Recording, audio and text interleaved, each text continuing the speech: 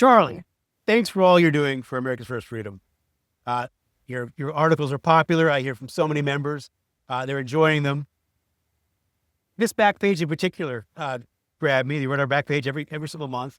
The executive orders that Trump quickly did. The amount he did, I don't know how it compares to other presidencies. I haven't gone through the math on that, but an astounding amount of executive orders, especially with regards to the Second Amendment. Where do you see that going? What do you think of what he's done so far? Even on DC, Yeah. executive order, trying to bring them in line. Well, I think it's good. I mean, I think the reason that executive order is different is that it's not an executive order that says, for example, this particular law is bad or this small area of gun regulation should change. This is an executive order that says the executive branch of the federal government of the United States is opposed to all unconstitutional gun control, is going to be looking through all of the executive's actions throughout the years and trying to rescind them as it finds them, including all that Biden did over the last 4 years. And that should be the immediate priority because those are the bigger issues. That's the task he gave to the Attorney General, Pam Bondi. Right. But this could go back 100 years. I mean, if you think about the way that the law works, where you have a statute from Congress and then the president interprets it, a lot of the laws we live under in America actually were not passed through Congress. They were interpreted by agencies full of bureaucrats. And so Trump has a lot of leeway here to constitutionally say, well, that's not what the law said, or if that is what the law says, we need to alter it or challenge it so that it's brought into line with the Second Amendment. Right. Heller, McDonald's, and now Bruin puts them on very firm not that the Second Amendment was always on firm constitutional ground, but that just puts an exclamation point through the high court on it right now for him moving forward of looking at the Second Amendment. Even his Attorney General is looking at California and asking them, well, actually the Civil Rights Division within the Department of Justice is very interesting, but looking at California and saying, why isn't LA County giving out pistol permits? Why is it taking well over a year to get a pistol permit? They're investigating. The most important case that you mentioned is Bruin, because the Bruin decision made it not only an option for our elected officials, but mandatory for our elected officials to look through every gun law in the country and say, is there a historical analog for this? So that means that there are probably executive orders that were put forth in the 70s, the 80s and 90s, the 2000s and 2010s before Bruin that need to be re-examined. And this is why I was excited about this, because this wasn't narrow. It wasn't just a small change. This was a complete reimagining of how the executive branch interacts with the Second Amendment.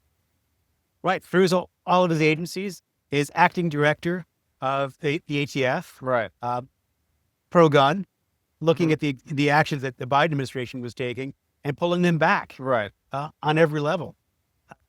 Where do you see that going forward? What are you looking at there? Well, so there are a number of actions that Biden took that need to be rescinded. It may take some time because some of them were not executive orders in the sense of overnight changes. They were rule changes that went through statutory processes. So you could take 1 or 2, even 3 years. But the work can be done now. The ghost guns regulation was unfortunately upheld at the Supreme Court. But the Supreme Court didn't say that's mandatory. The Supreme Court said you can do this, but you don't have to. So the Trump administration should reverse that. The pistol brace rule should be reversed. The way that the ATF was used with its zero tolerance policy, essentially to criminalize quotidian industry players because they don't want to go after criminals, that can be reversed with the stroke of a pen. Well, it already has. Right. Actually. They've already withdrawn that. Right. Exactly. So there's a lot that can be done. Biden was a mess in this area, but again, I think we've had a lot of bad presidents on guns, and so I want to see this pulled out root and branch. Right. Now let me take a step back with you for a second, because you're from England originally, moved to the United States. Now you're residing in Florida. You've walked into the gun culture piece by piece, gotten to know it as you've come in, and you see this right being practiced here that really is only practiced by maybe the elite or a certain small segment of the population back in your mother country. What do you see here? I mean, is this a people versus an elite issue, or what's going on here? I think that's exactly what it is.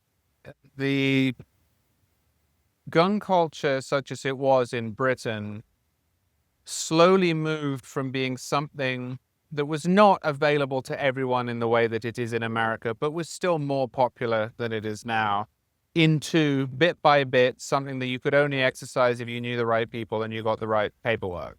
Now, America's always been better off than Britain in that regard. And if you go back to the founding and before the founding, Americans were not restricted in the use of firearms in the way Brits were. For example, anti-poaching laws in Britain historically were used essentially to disenfranchise the rank and file because they didn't own these great estates. And so, if you could use that as a prerequisite, you could get their guns. Well, even the original right there was just for Protestants. Well, that's true.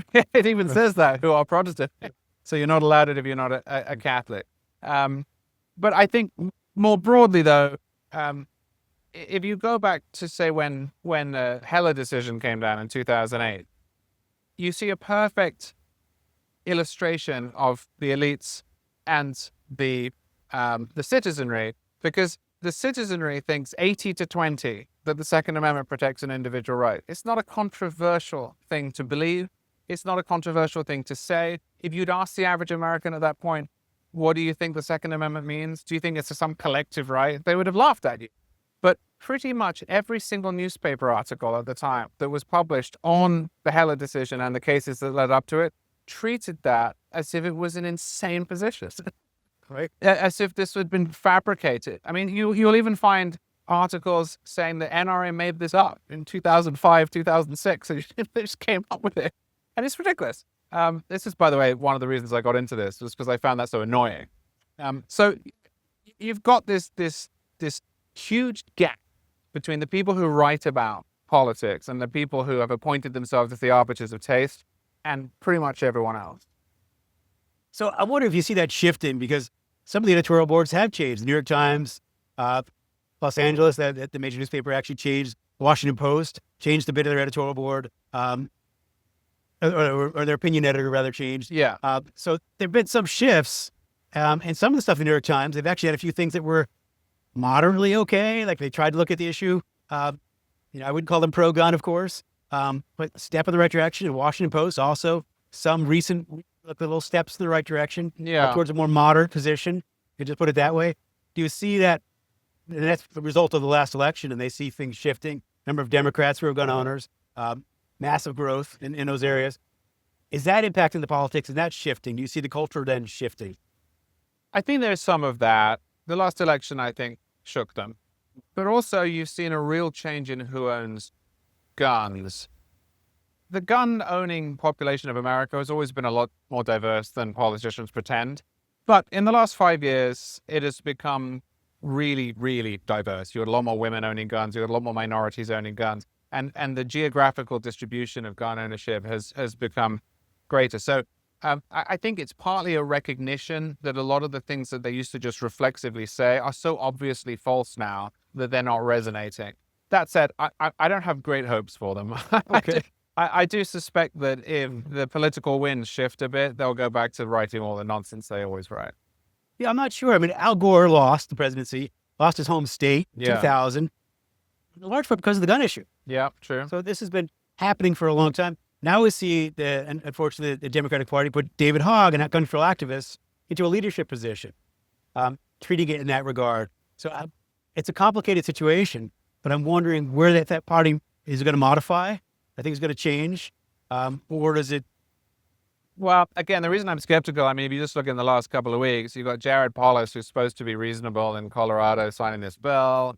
And then you've got this national ban on semi-automatic firearms, which has been co-sponsored by John Fetterman in Pennsylvania, who's the hoodie-wearing, down with the people politician. And it just makes me wonder whether they're capable of changing with the way they see the world. I hope they do. I mean, it would be great, right, if we went back to a position in which this wasn't a fight every day. But I think the U.S. Bill of Rights should be shared values. I agree. Wouldn't that be nice? Yeah. Well, thank you, Charlie. I appreciate all you're doing for us. That's a pleasure. And I hope you'll continue. Of course. Because you bring you so much to our members. Well, thank you. It's a great pleasure to write.